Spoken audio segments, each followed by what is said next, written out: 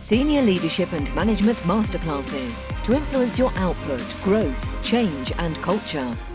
When we define the outcome for the delegatee, we do so by the way of communicating what they need to know as opposed to what they don't need to know.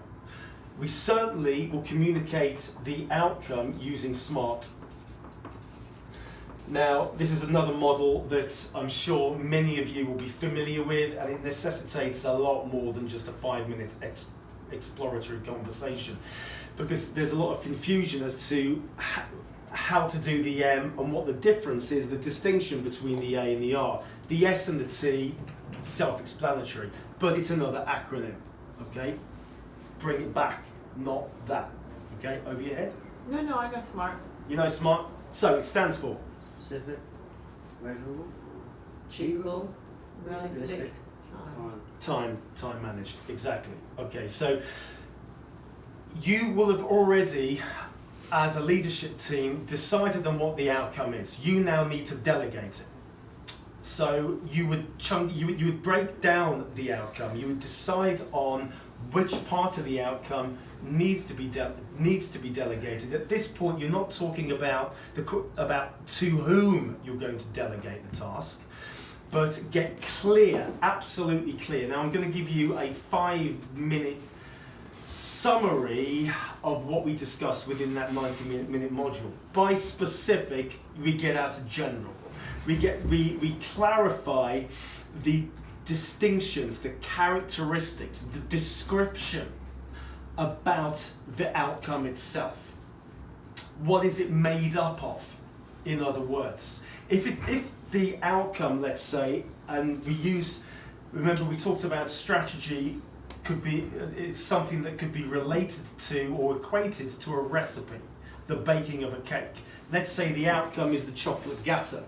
The specific would be the detailed specific about the description of the cake, whereby the measurable will be concerned with the ingredients and certainly the unit values in the recipe. So whereas you've got a list of ingredients for that particular gâteau in an order and sequence of what?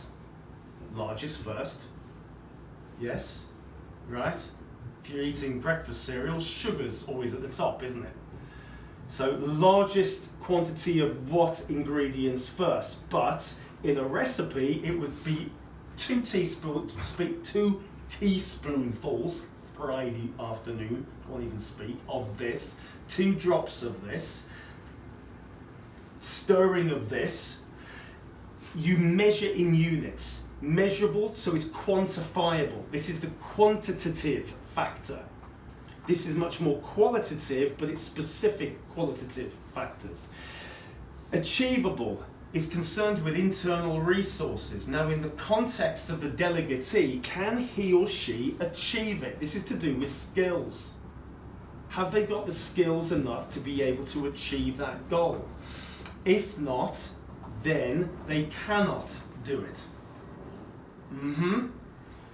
Realistic is concerned with outside resources. Can they access resources outside themselves? So they can do it, they've got the capability, but no one's funding it.